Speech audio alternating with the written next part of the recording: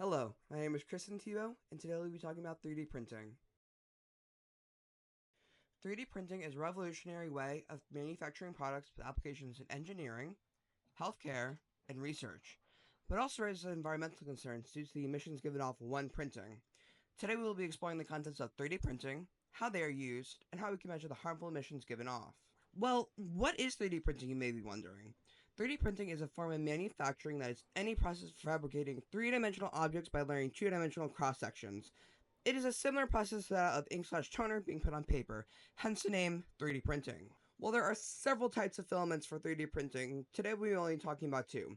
Polylactic acid, or PLA, is the most common type of 3D printing filament, and is used for prototyping and or things that won't get much wear and tear.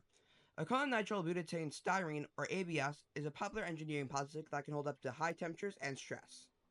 Some ways 3D printing is used outside of engineering and product design is in pharmaceuticals and laboratory. In the laboratory, 3D printing was used to create tools on the go. With how many 3D models are open source, scientists during the COVID-19 pandemic were able to print a lot of supplies when supply chain issues arose. Another way 3D printing is being used is to make artificial catalysts. A catalyst is a substance that increases the rate of a chemical reaction without itself being consumed. Catalysts are used in the production of raw materials for products like clothes, shoes, and construction materials. So having artificial catalysts can increase the rate of growth and production of these materials. Sadly, the pros, there have to be some cons. When 3D printing with any filament, some fumes are emitted from the melted material when it is being placed on the bed. To figure out exactly what fumes are given off, we have to do some research and put it to the test.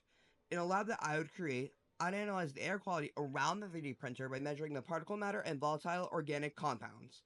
3D printers that use ABS and PLA release airborne pollutants, which include but are not limited to particle matter, or PM for short, which are small particles that can affect respiratory health, volatile organic compounds, or VOCs, which are gases that can contribute to air pollution that can be harmful in high concentrations. And lastly, thermal decomposition reactions, which is when polymers are heated, they may break down into smaller molecules, releasing previously mentioned volatile organic compounds into the air. For this lab, we would need a non-closed 3D printer that uses PLA or ABS filament, a PM sensor, which is a low-cost air quality monitor, a VOC sensor/meter, an airtight box/enclosure that fits the 3D printer, a stopwatch, graphing paper, and a notebook. Step 1 is to put the 3D printer inside the enclosure/airtight box. Step 2 in the procedure is to record the PM and VOC levels in the enclosure where the 3D printer is before turning it on.